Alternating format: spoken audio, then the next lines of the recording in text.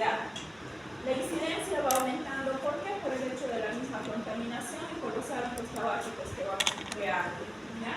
En Estados Unidos es la cuarta causa de cáncer en general, ¿ya? Y una de las primeras causas de mortalidad cuando hablamos de cáncer.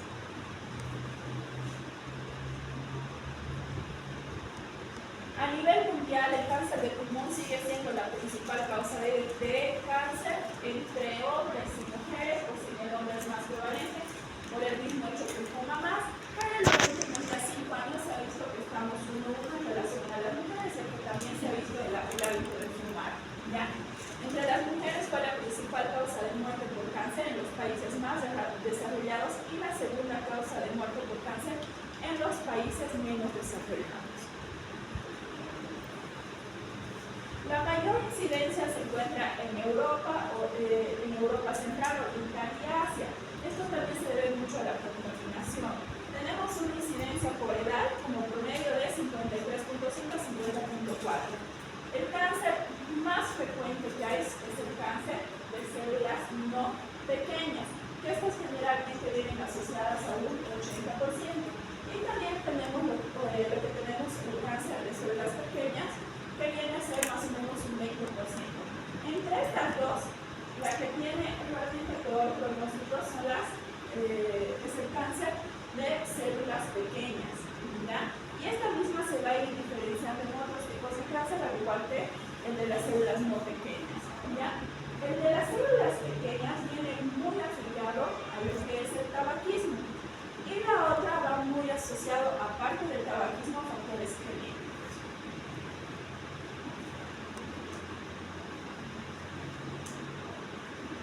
Muy redundante, hemos dicho que el tabaco va a ser la primera causa del pulmón. Se ha observado un aumento en proporción de lo que son las células no pequeñas, las de células pequeñas. El 16% de estos se encuentran como hallazgos casuales. ¿Qué significa? Los pacientes pueden venir por otra causa, ya sea neumonía, pueden venir por tos, por fiebre, por cualquier razón. Y como hallazgo casual es una radiografía, podemos ir identificando una fase inicial de la masa tumoral, ¿ya? El 22% ya encontramos en estadios avanzados, ¿ya? ¿Qué quiere decir? A esta cantidad de pacientes sí le podemos ofrecer lo que es quimioterapia y radioterapia. Pero tenemos un 57% de los pacientes que son los únicos que van a presentar ya clínica, en los cuales vamos a encontrar cuando los pacientes ya van a estar con metástasis pulmonar, ¿ya? De ahí es que la tasa de mortalidad es muy alta, ya que no podemos tener un PET scan para poder diagnosticar con anticipación este cáncer y poder dar tratamiento. Netamente hablando del tabaquismo, vamos a ver que es la primera causa de cáncer del pulmón. Y miren cuáles son las tasas. Los fumadores tienen un riesgo 20 veces mayor de desarrollar un cáncer pulmonar en comparación con los no fumadores. Causa el 87% de cáncer pulmonar en los varones en relación casi nada, que es un 85% en las mujeres. Ya teniendo se relaciona entre un 97 a 91% hombres en relación a mujeres con el cáncer de células pequeñas. Y 1 de cada 9 fumadores crónicos van a desarrollar el cáncer del pulmón. ¿Y cómo estamos en las tasas en Bolivia? En Bolivia actualmente al año tenemos 901 muertes aproximadamente de pacientes que mueren por causa de cáncer del pulmón. Esto tiene un porcentaje de 1.2 de toda la mortalidad que nosotros presentamos, ¿ya? Y dentro de todo el mundo somos el país número 110 con más alta incidencia de cáncer de pulmón. No solamente está el hecho de fumar, sino también está muy ligada a los pacientes fumadores pasivos. También a los pacientes que tienen contacto con cualquier tipo de humo. También a los pacientes con exposición asbesto. También pacientes que ya tengan antecedentes, generalmente de la mamá, que se los hereda, de cáncer pulmonar.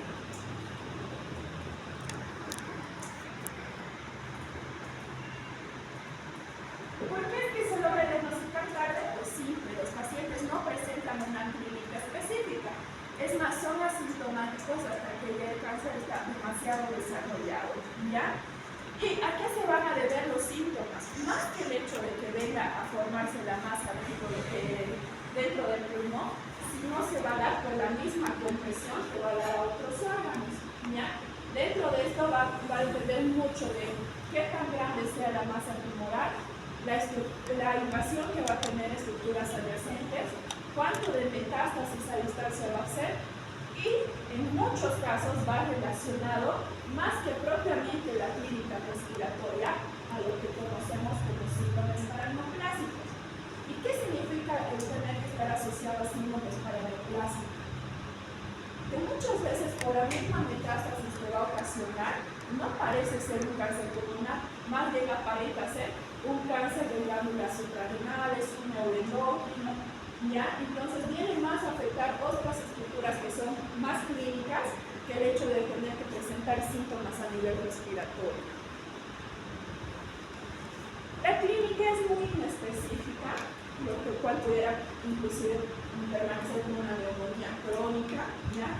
O un tipo de neumopatía, en la cual el paciente puede estar semanas con tos.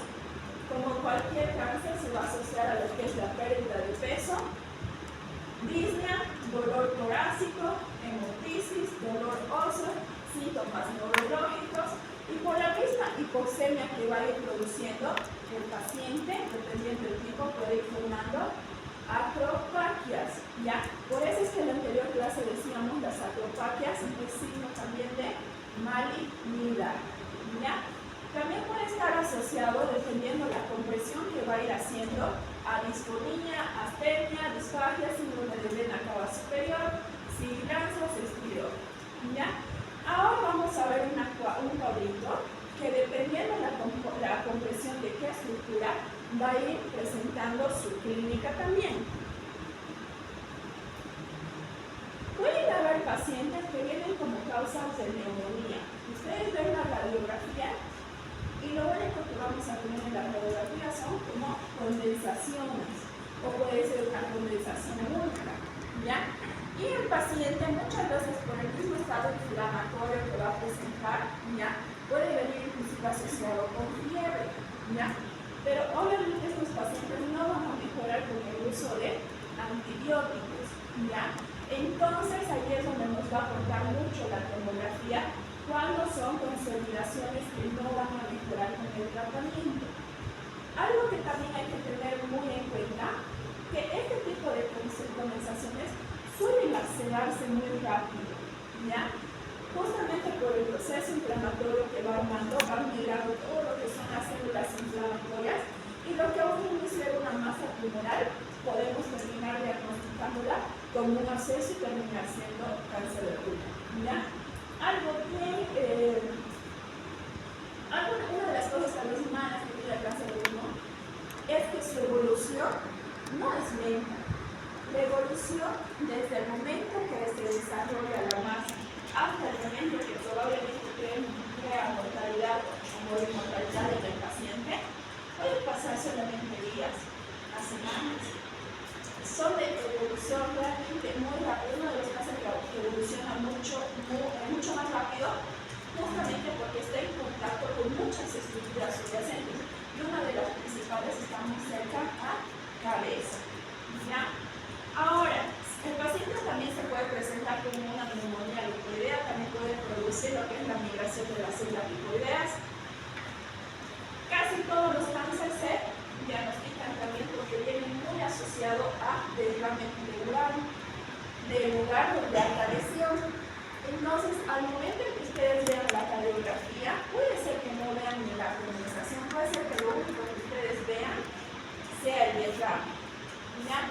Entonces, al momento de poder sacar el líquido pleural, ¿qué es lo que vamos a tener en su citoquímico? Para comenzar, ¿va a ser exudado o transudado? Va a ser un líquido transudado, claro, siempre y cuando no se les haya infectado. Y cuando ustedes saquen el líquido, recién van a poder evidenciar la masa tumoral, ¿ya? Entonces, uno viene con derrame pleural, y la verdad es que cuando ya empieza el derrame pleural, es cuestión de hacer electroraquiocentesis a los pacientes casi todos los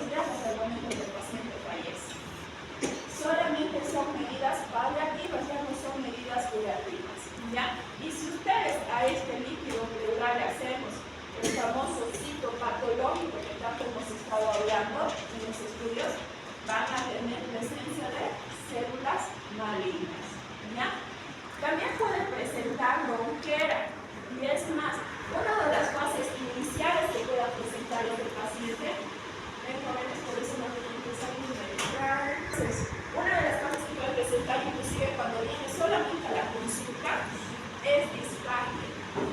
¿Y qué es la disfagia? Dolor al garganta. Dolor al tragar. Al tragar. Muy bien. ¿Y qué asocia mucho con el dolor de garganta cuando vienen los pacientes? Faringitis.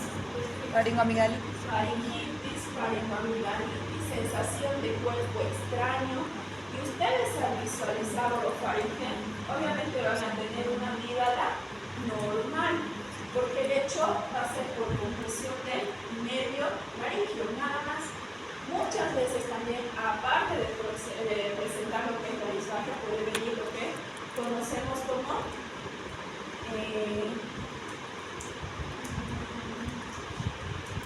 la ronquera, que es la disfonía, ¿ya?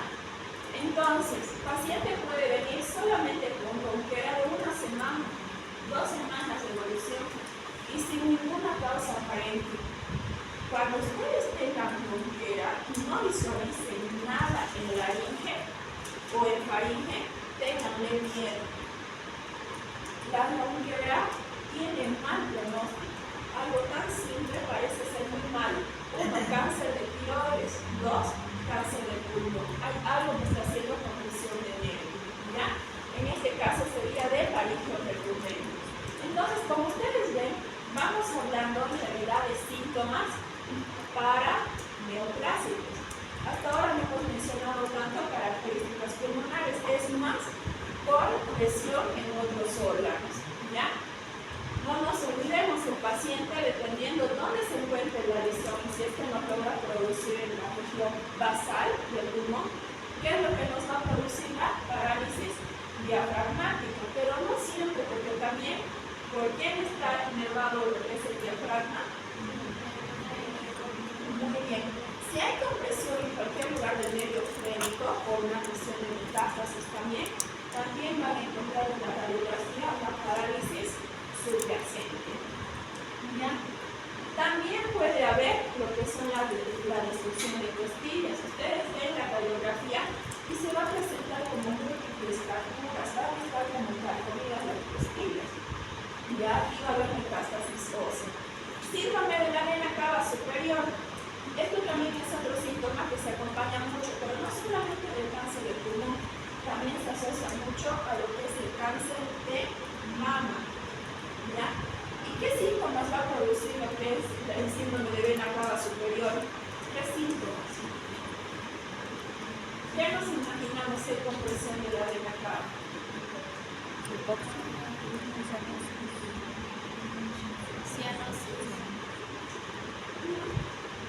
Disney.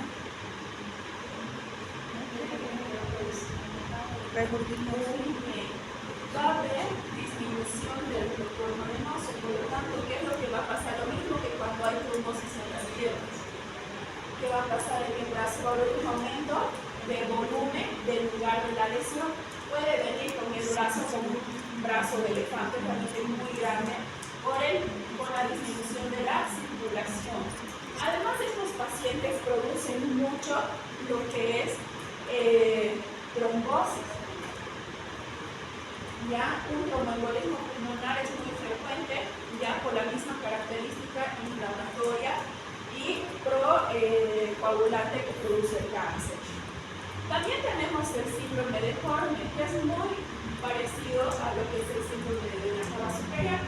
¿Y qué es lo que va a pasar si va a haber compresión de los ganglios linfáticos? Igual va a haber retención de líquido, no hay por dónde drenar y va a haber un aumento de volumen de toda la extremidad del lugar del pulmón afectado. ¿Ya? Y por último, por todo esto va a haber un aumento obviamente de presión endógena en las venas pulmonares.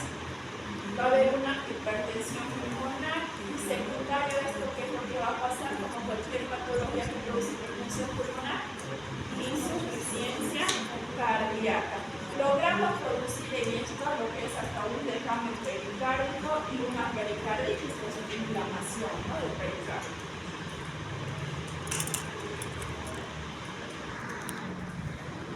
Ahora, como hablábamos, casi toditos van a ir presentando síndromes paraneoplásicos que pueden ir confundiéndose con otras patologías.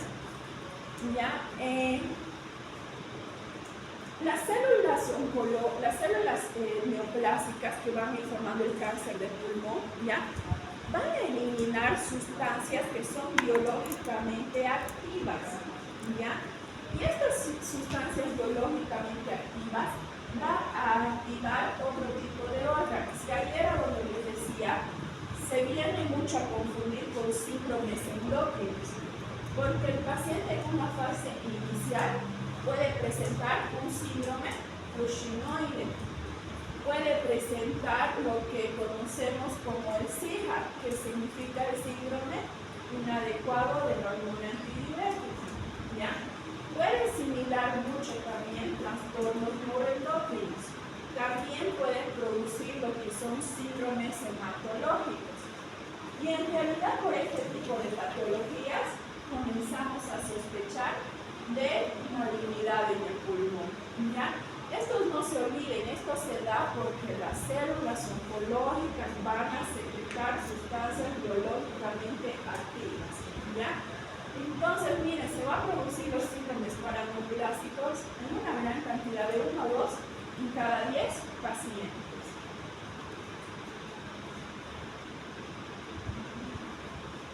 También tenemos los síntomas extratorácicos. Ya hemos dicho al inicio, puede presentar tos, puede presentar un poco de disnea, ¿ya?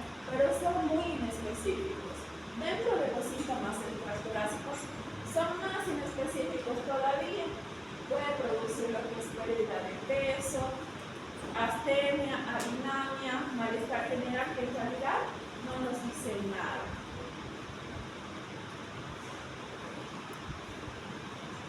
Ahora, la pregunta que la anterior vez me realizaron, doctora, ¿podemos diagnosticar, podemos prevenir? No, no hay forma de prevenir. La única forma en que tal vez puedan prevenir es evitando los causales. ¿Y cuáles van a ser estos? Abandonar el cigarro o ser un fumador pasivo o pacientes o personas que trabajan en empresas donde están en constante contaminación, ¿verdad? Solamente de esa manera nos va a lograr reducir un poco el cáncer, pero propiamente modificarlo no podemos, ¿ya? Lograr diagnosticar a tiempo tampoco, ¿ya? Y es ahí donde aparece esta diapositiva donde dice screening, ¿ya? La tomografía computarizada reduce la mortalidad relacionada con cáncer. ¿Pero por qué reduce? Porque nos ayuda a ver una fase inicial.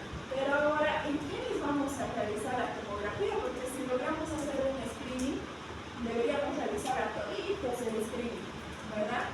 Pero ¿a quiénes nos están recomendando que les podamos hacer screening? A los candidatos que puedan presentar a lo largo del cáncer de pulmón. Pacientes fumadores. ¿Y a quiénes se les consideran pacientes fumadores? Los pacientes que fuman más de 30 paquetes al año o menor a 15 años, pero que hayan cesado también el hábito, ¿ya? Tienen una incidencia entre 55 y 74 años, ¿ya?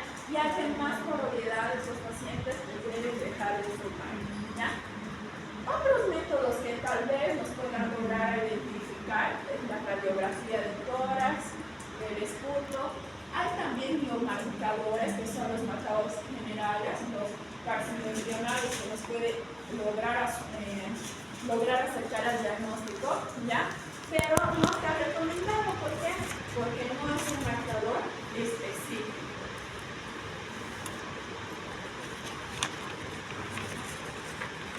Ahora, si tenemos en la radiografía, o ya sea por la tomografía, un nódulo, una masa, una consolidación, ¿ya? Realmente hay que tenerle miedo. Iniciamos siempre por una radiografía, creo que nadie le pide a su paciente de buenas a primeras una tomografía, ¿no es cierto? Entonces, paciente que tenga clínica, tenemos que empezar por una radiografía de tórax. Si vemos una masa, una consolidación, pues vamos a ir progresando a una tomografía simple. Tomografía posteriormente contrastada si el paciente tiene las condiciones. Posteriormente a esto, ¿ya? Vamos a presentar esta tomografía contrastada.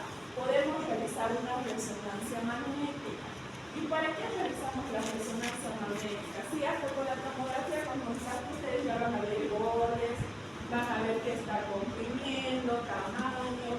¿Para qué nos serviría la resonancia magnética? ¿Para qué? ¿Dónde hemos dicho que va a ir a hacer metástasis el cáncer? A las estructuras adyacentes. Una de esas, hueso. La resonancia le sirve mucho para ver si no hay metástasis en hueso, también para ver órganos subyacentes, ¿ya? Obviamente es más específico y nos va a ayudar a ver mucho también la vascularización, ¿ya? La gammagrafía ósea es más específico todavía, en el cual ya hay que solicitarle igual para ver metástasis ósea, ¿ya? Ahora, ¿cómo vamos a llegar al diagnóstico? Porque hasta ahí no lo manejamos como cáncer, vamos a manejarlo como masa en estudio, porque si bien puede ser un cáncer de esa lesión única, puede ser también un aspergilos, alguna infección crónica, ¿ya? Entonces hasta ahí lo manejamos como masa tumoral. Ahora, ¿qué es lo que nos va a dar el diagnóstico? Cuando ustedes ya tienen esa imagen, lo que tenemos que hacer es la indicación de videobroncoscopía, ¿ya? O fibrobroncoscopía, que es lo mismo. ¿Y qué es lo que vamos a hacer? Vamos a ingresar hasta el alveolo y vamos a hacer lo que es el lavado alveolar. ¿Y con qué fin vamos a hacer el lavado alveolar? Uno, en el camino ya vamos a ir viendo si puede presentar algún tipo de lesión hasta llegar al alveolo. Y ya llegando al alveolo, vamos a tomar lo que son biopsias, ¿ya? Para ver el grado de malignidad de estas, ¿ya? Ahora, si el paciente tuviera adenopatías, que también son muy frecuentes, por eso es que produce el aumento de las extremidades superiores. Si va a haber aumento de volumen, a veces pueden empezar con lo que son adenopatías cervicales, subclaviculares, ¿ya? Axilares. ¿Ustedes creen que es necesario tocar a este paciente? No. Ustedes pueden biopsiar cualquiera de los ganglios que también nos va a dar un tipo de cáncer, las células que van a ir encontrando. ¿Por qué? Porque es muy probable que estos pacientes ya les hayan hecho metástasis, ¿ya? Y ahora, dado el caso, no tiene ninguna de estas y por videobroncoscopía le sale negativo la biopsia, miren, por el tipo de lesión que es muy central, muy difícil de poder llegar, pues ahí ya se recomienda poder hacer una mediastinotomía, en la cual es necesario abrir para poder realizar una biopsia. ¿Y por qué es muy importante? ¿Y por qué nos enclavamos tanto en decir qué tipo de cáncer es? Como en cualquier tipo de cáncer. ¿Por qué nos interesa mucho darle nombre y apellido a este tipo a los cánceres de pulmón? De hecho es cáncer, todos son agresivos. Para saber cuándo le vas a ofrecer quimioterapia o cuándo le puedes ofrecer radioterapia o cuándo solamente le vas a dar al paciente medidas paliativas. ¿Por qué? Porque no responden a ningún tipo de tratamiento, ¿ya? Entonces es muy importante llegar al diagnóstico. Ahora, si ustedes ven en la radiografía, más allá de que pueden ver o no la masa, ¿ya? Vamos a ir encontrando datos específicos. ¿Cuáles son estos? Pueden encontrar el engrosamiento iliar. Si ustedes ven esto, muchas veces vemos, se nos puede pasar por alto porque hasta podemos creer que es la calcificación del tono aórtico, ¿ya? Pero viendo bien, realmente hay un ensanchamiento de la región del mediastino, ¿ya? ¿Qué más vamos a tener? Va a haber elevación diafragmática, ¿ya? Elevación diafragmática, no se olviden siempre del lado de la masa tumoral. ¿Qué otras imágenes podemos encontrar? Lo que ya habíamos dicho, derrame pleural. Si ustedes ven esta imagen, en lo que menos ustedes sospecharían es en un cáncer de pulmón. Ahí pareciera más un infiltrado difuso, pareciera más asociado a una neumonía, Pero si ustedes quitan el líquido o tal vez se apoyan a la tomografía, ahí sí van a lograr ver la lesión. Esta es un poco más clara, ¿ya? Que viene en una gran cantidad de los pacientes diagnosticados de cáncer de pulmón. Generalmente, si nos encontramos en una fase inicial, antes de la metástasis, vamos a ver lo que son lesiones únicas. Es muy difícil encontrar un cáncer del pulmón, o muy mala suerte tal vez, alguna vez sí me ha pasado, de encontrar dos focos de celularidad, que sí me ha pasado en el derecho y en el izquierdo, pero es muy mala suerte. Generalmente el cáncer solamente se presenta en uno de los pulmones, ¿ya? ¿Y cómo va a ser la lesión? Es una lesión estrellada, estipulada, va a tener, miren, no es homogénea ni irregular, va a tener como puntas, ¿ya? Y eso ya de hecho nos da una característica maligna, y el hecho de que sea única también. Ahora, si viniera más proximal a lo que es las ramas proximales de lo que es la tráquea, los bronquios principales, es lo que vamos a tener únicamente ensanchamiento, ¿ya? Muchos de los pacientes que hemos logrado diagnosticar con cáncer de pulmón tienen este tipo de signo en la radiografía. Vemos ensanchamiento y hasta ahí llegamos. Pedimos tomografía y en la tomografía vemos lo que son las adenopatías profundas y también vemos de ahí la masa en mediastino, ¿no? Eso directamente nos lleva a hacer tomografía contrastada, hacer biopsia y bueno, oncología. Ahora, para ver un poco la clasificación, ya hemos visto. Tenemos lo que son el cáncer de células pequeñas. Habíamos dicho las cáncer de células pequeñas y las de no células pequeñas, ¿ya? Dentro de las que son de las células no pequeñas, hemos dicho que son el 85%, ¿ya? Esta es la más habitual, es la que se va a subclasificar en dos, las escamosas y las no escamosas, ¿ya?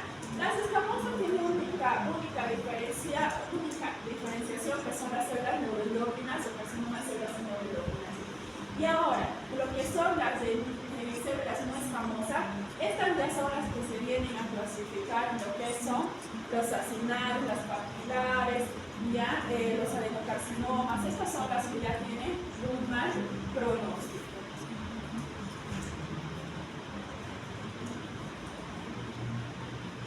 Ahí tenemos un paciente con antecedentes de ser fumador, paciente de 70 años. Vemos una tomografía con una lesión única en la región torácica anterior, derecha o izquierda. Izquierda. Muy bien. ¿Y cómo ustedes pueden identificar la lesión? ¿Cómo expresarían, cómo describirían ese tipo de lesión? Especulada. Lesión estrellada. ¿Cómo? Estrellada. Estrellada de la no está mal, ¿ya? Bordes irregulares de aproximadamente unos 3 centímetros, una lesión única, consolidada, sin otro tipo de patología. ¿Por qué es muy importante colocar que no encontramos otra cosa? Porque cuando los pacientes comienzan a hacer metástasis, pareciera, ¿se acuerdan de las lesiones las del anterior clase, los pacientes que tenían fibrosis, que era una lesión en todo el pulmón? Es igualito cuando hablamos de cáncer y metástasis. Ya cuando hacen metástasis, las lesiones es en todo el pulmón, más el derrame pleural que nos hace. Es muy importante, y hemos dicho también, hacer el estadiario. ¿Cómo vamos a hacer el estadiario? El sitio primario de donde viene, ver cuántos nódulos linfáticos están comprometidos, y al momento de hacer tomografía, cuando ya identificamos que realmente puede ser un cáncer, hay que empezar a hacer tomografía de abdomen, tomografía de pelvis, tomografía de cráneo, para ver hacia dónde va la metástasis. ¿Por qué es muy importante ver la localización? Pues bien fácil, para saber si es resecable o no resecable, ¿ya? Cuando está localmente avanzado, tenemos que ver si el paciente va a necesitar solamente la extirpación de la región del tumor o vamos a necesitar todo lo que es una lobectomía completa. Entonces nos va a ayudar a ver hasta dónde se pueda realizar. Y en estados avanzados o localizaciones avanzadas ya es cuando es metástasis y no se toca. Entonces, en una fase inicial, pues lo más lógico es poder ofertarle cirugía al paciente, ¿ya? En la primera indicación, ¿ya? Ahora, hay que ver si la recesión va a ser anatómica, que se me prefiere, antes que la recesión en cuña. ¿Qué significa la recesión en cuña? Ya que van a dar sus examen de cirugía.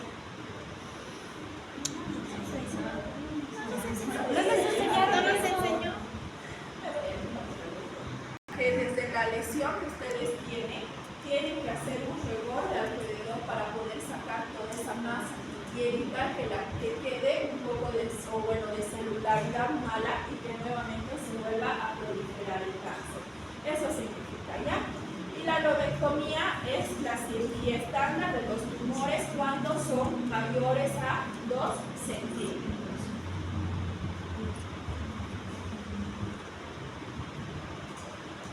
Nuevamente, vamos a entrar en los pacientes que están localmente avanzados, ¿ya?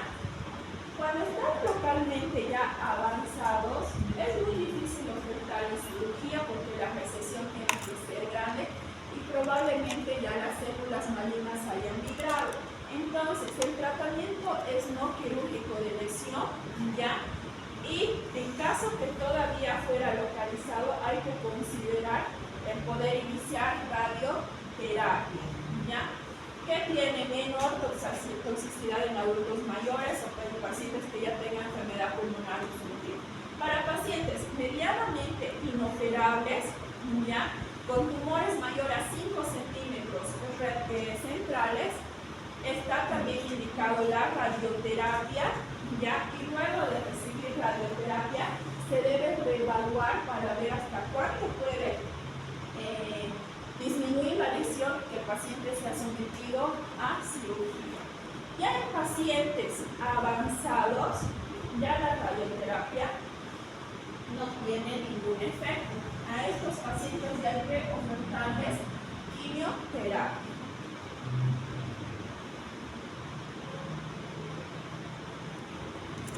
Ahora, igual, si tenemos pacientes ya con lesiones grandes, pero que todos esos tengan bordes definidos, hay que considerar también poder hacer la cirugía con recesión del tumor.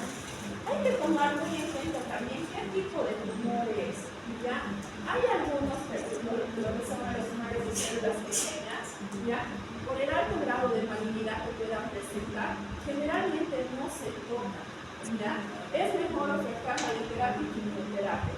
Si esto se toca, más bien tocamos el fuego, tiene tendencia a hacer metástasis más rápido, ¿ya?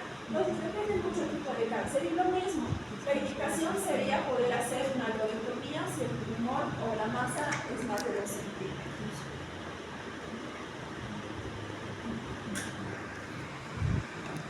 Ahora, la quimioterapia que se le ofrece al paciente, que ya es el último estadio, donde ya no podemos ofrecerle cirugía al paciente, no estamos haciendo el último intento para dar un poco de tiempo más de vida, se da en cisplatino. Ese es el tratamiento con quimioterapia, ¿ya? Y bueno, si ya nos pasamos a eso y hablamos de un paciente que ya nos haya hecho metástasis, generalmente el tratamiento ya no se ofrece ni radioterapia ni quimioterapia. Ahí sí hablamos de un tratamiento conservador. ¿Y cuál es el tratamiento conservador? Medidas paliativas. Muy pulmonar ya no tocamos nada. ¿Han entendido el tema? Un poco más ligero, es importante que se sobre las enfermedades infantiles. Es una de las patologías igual bastante frecuentes y que es muy difícil de diagnóstico, ¿ya? Por lo menos para que tengan el conocimiento básico. Ya vamos a ir revisando también. ¿A qué se llaman enfermedades pulmonares eosinofílicas? ¿Ya? Es un grupo de enfermedades pulmonares, parenquimatosas, difusas, causadas por la infiltración de lo que son las células eosinofílicas al intersticio, ¿ya? Pero que estos van a hacer conservación de la arquitectura pulmonar.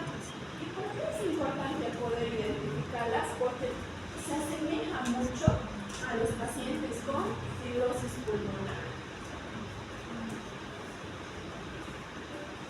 ¿Qué es lo que vamos a tener laboratorialmente? Vamos a ver que en sangre va a haber, de hecho, pacientes con eosinofilia.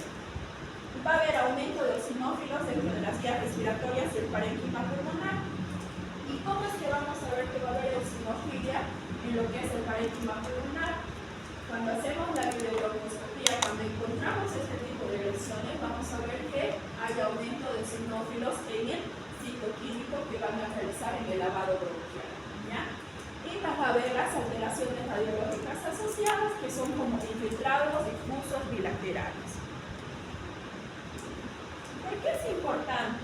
Vamos a ver que va a haber la que es las neumonías eosinofílicas agudas, vamos a tener las crónicas, y algo bien característico es que generalmente son idiopáticas, ¿ya? Pueden presentar también lo que son las granulomatosis eosinofílicas y también síndromes hipereosinofílicos que muchas veces van asociados de asma. Siempre empecemos a asociar eosinofilia, ¿ya?, con características alérgicas, por lo tanto van a presentar ese tipo de clínica, ¿ya? Van a ser ocasionados igual por lo que son alérgenos, infecciones, de estas muchas lo que son las infecciones parasitarias. También otra que nos va a presentar es el uso de medicamentos crónicos. Uno de los medicamentos que menos nos gusta al pulmón es el uso de la amiodarona, ¿ya?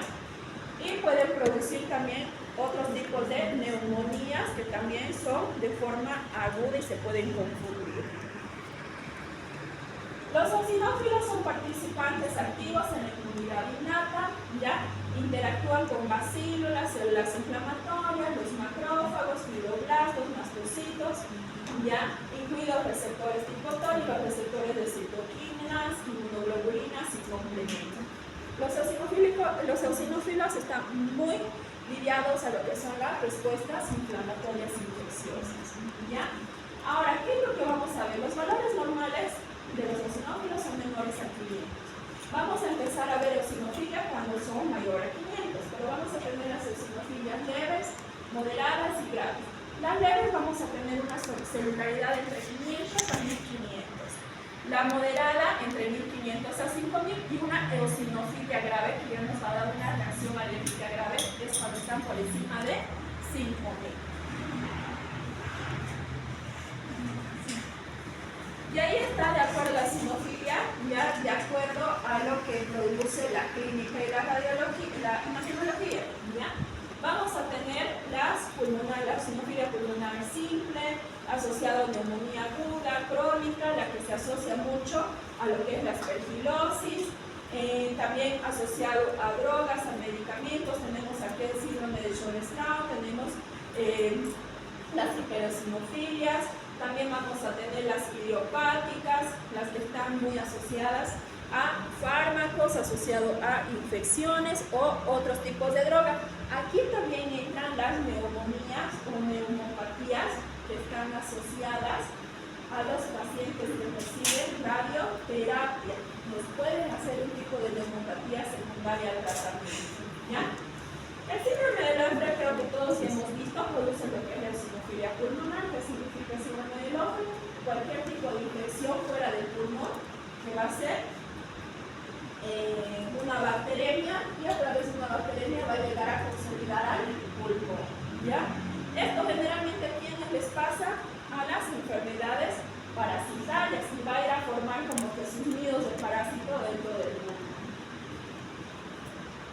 ¿Cuáles son los parásitos que frecuentemente producen esto? Lo que son las larvas, como cuáles. Ahí tenemos una lista, vamos a ver aquí, lo que no se ve bien. Tenemos el Ascaris, tenemos lo que son los Acinetobacter, tenemos, a ver, el Echinococcus, tenemos la fasciola hepática, tenemos el Necatar americanus. Cualquier tipo de parasitosis va a ser una migración, ¿ya?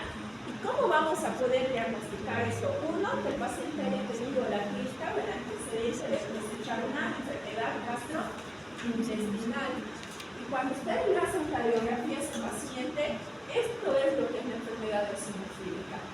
Bilateral, infiltrados, difusos. ¿Y cómo van a diagnosticar? Que es muy frecuente en los pacientes con VIH. Y el estreptococcus, que nunca me voy a olvidar. Ustedes le hacen un cultivo de escruto, ni siquiera cultivo, le hacen una muestra de escruto y llevan directamente al microscopio. Y en esa muestra se empiezan a ver todos los parásitos, tal como está en la imagen. Entonces, en el escruto tienen larvas que no necesitan ni cultivarlas, en la muestra se ve directamente. ¿Ya? ¿Y qué creen que va a ser el tratamiento para estos pacientes? Desparasitar y ivermectina. ¿Ya? Entonces tienen que tener en cuenta, es muy frecuente en pacientes inmunodeprimidos, ¿ya? Pacientes oncológicos también. Y aquí era lo que teníamos, hay las eosinofilias muy asociados a lo que son drogas y radioterapia. A las drogas aquí tenemos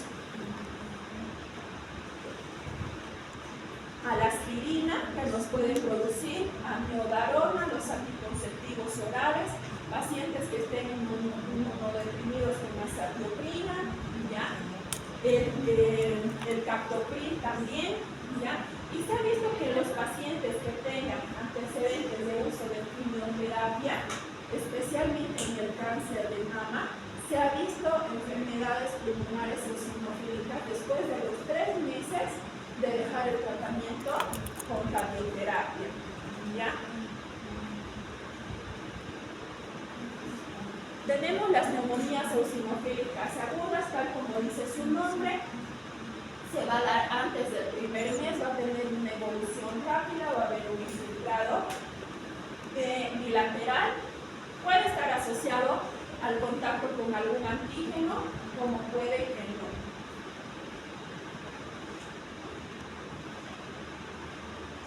La clínica que va a presentar estos pacientes, la disnea de inicio agudo, ¿ya? Fiebre puede haber, dependiendo si tiene una reacción infecciosa, va a haber tos, dolor torácico, clínico, mialgias, todo lo que viene a ser como síntomas de un paciente con neumonía, ¿ya? Es muy importante poder realizar el diagnóstico, ya que si bien puede ser por infecciosas, pueden ser por algunas colangeropatías. Y en este caso el tratamiento va a cambiar, ya que si bien parece ser tan buena la enfermedad eosinofílica, también puede llevarnos a una alta tasa de mortalidad dependiendo cuál es su agente causal, ¿ya?